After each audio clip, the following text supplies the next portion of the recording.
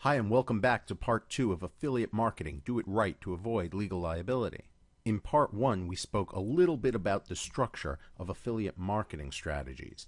In part 2, we're going to talk about who enforces the law and how you can avoid legal liability in the future. So who's enforcing the law? Well, we're going to begin with the feds, specifically the FTC, which is the federal government agency charged with making sure that unfair or deceptive trade practices don't occur. This agency gets its power from something called the FTC Act, the statute you can see on the screen, and that's a federal law that enables the FTC to bring a lawsuit against a company or its directors if it believes that the company is engaged in unfair or deceptive acts. Now, the penalties that the government can enforce range from the mild, such as injunctive relief, which is a fancy lawyer's way of saying don't do it again, to much more serious penalties, such as disgorgement of profits, return of money to consumers, attorney's fees, and in some cases, even punitive damages. On the state side, you have the state attorneys general. Each state has one. Each of which is empowered to do similar things that the FTC does, but on a statewide level. Now, it's not unusual in large cases involving a lot of affiliate traffic where there's a lot of allegations of impropriety or bad faith. It's not unusual to see the states band together and form a multi-state coalition. In fact, I currently represent a client that's being sued by 37 different states, all of which have banded together to sue my client. So you can imagine being on the phone when you're doing a roll call and 37 different state attorneys general make their appearance. It's a complex and it's a very expensive type of situation to be in. It's one you definitely want to try to avoid. We're going to talk about how you can avoid that in just a moment. Now, on the private side, or the civil side, you have private litigants, individuals, companies. They can bring suit as well, and they can bring suit under each state's unfair or deceptive trade practice laws. Generally speaking, private litigants can bring a lawsuit if they are personally impacted by the purported behavior of the affiliate marketing structure. Now, on this slide, what you see is the first page of a complaint that was filed in something called the Eisenbarth case.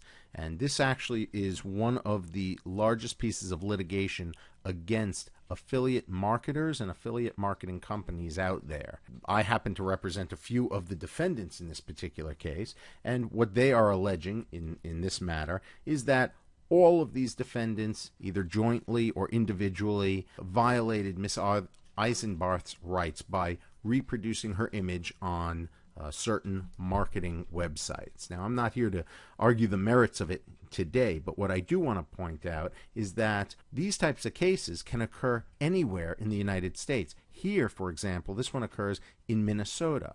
And so I guess, this is reason number 150 for wanting to avoid liability when you're entering into an affiliate marketing program, which is you never know where you may end up fighting in court if something goes wrong. So why do problems occur? It can be summed up just like this. Problems, for the most part, occur because affiliates are creating websites or banner ads or links that don't comply with the law. 99% of the problems that we see in this area are the direct result of affiliate behavior and what they are doing and how they are doing it when they try to push traffic to your company's website. And the reasons for this are many. I have boiled it down to these 4 that I have seen over and over. First, realize this. Affiliates don't have an allegiance to your particular company. They only have an allegiance to the dollar. And they're going to do what they need to do to send traffic to your site to make sure that they're paid. And obviously there is a financial incentive to send that traffic to your site. So it's important to remember that as long as they're getting paid and paid well, they may adhere to the law. But if they're not being paid well, or if they want to increase traffic to make more money, they might run afoul of the law. Now, bear in mind, I'm not talking about all affiliates. It's a very small percentage of affiliates that do this. But when they do, the results, as we're going to see, can be disastrous. They are generally ignorant of the law. They don't exactly know laws related to copyright or trademark. And they sort of kind of figure out, you know what, I'm a small guy, I'm a small fish in a big pond. Even if I run afoul of the law, I'm probably too small to be sued. And generally, in fact, they're right. But as I mentioned earlier, the consequences of their actions can be disastrous. We're talking about copyright infringement when they steal text or graphics from competing sites. We're talking about trademark infringement when they use logos or trade names without permission. And we're talking about deceptive advertising. We've all seen this type of stuff. The news ads, the fake blogs, the chat rooms. It's just really, really bad stuff. So what do? Well, I'll tell you. What we're going to do right now is we're going to focus on the relationship between websites, your website, and the affiliate network company, because that relationship is where most of the problems can be resolved. Here's a checklist. This is what you need to have in your next agreement with an affiliate network company. First, avoid insertion orders. If an insertion order is all you're signing with your affiliate network company, walk away. An insertion order is one of those 1 or 2 page contracts that purport to put everything into a few paragraphs. They never, ever work correctly. Avoid them. Next, make sure your contract describes the marketing paradigm that you want, and see if your affiliate network pre-screens affiliates that are going to be working for the affiliate network company. It's nice to know who's out there.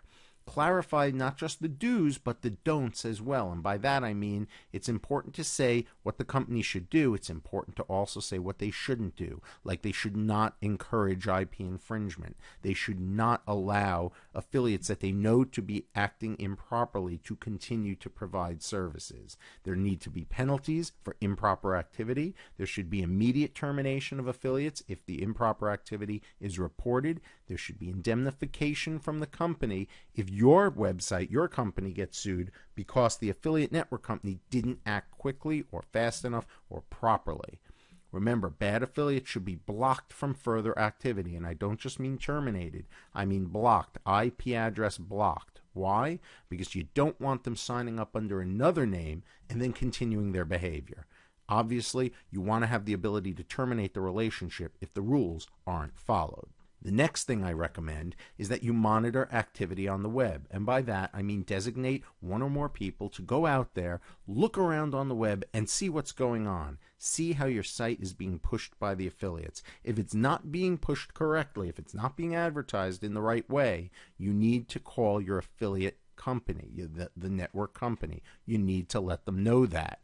That way, you have a defense. You have a badge of credibility when you go in front of a government or a private litigant and you say, listen, I didn't know this was going on, and when I found out it was going on, I immediately took steps to stop it. Monitor the activity. Finally, if you get a subpoena or an investigation letter or a letter of inquiry, you need to call an attorney. Don't try to handle these things yourselves. Most of these types of cases can be settled out of court before a judge ever gets involved. But if you handle it incorrectly in the beginning of the investigation, if you say something in response to a subpoena or an investigation letter that raises the red flag to a prosecutor or to an opposing counsel, you could quickly turn a small manageable case into a 6 or 7 figure litigation matter. Don't handle it yourself. It's not something that most people are qualified to do. Call an attorney who understands affiliate marketing structures. If you have any questions, you can contact me. My contact information is on the slide in front of you. Feel free to visit my blog, which has a lot more information about affiliate marketing relationships at www.bradleygross.com. Again, if you want my white paper, drop me a line. I'd be happy to send it to you. Thanks for attending the webinar.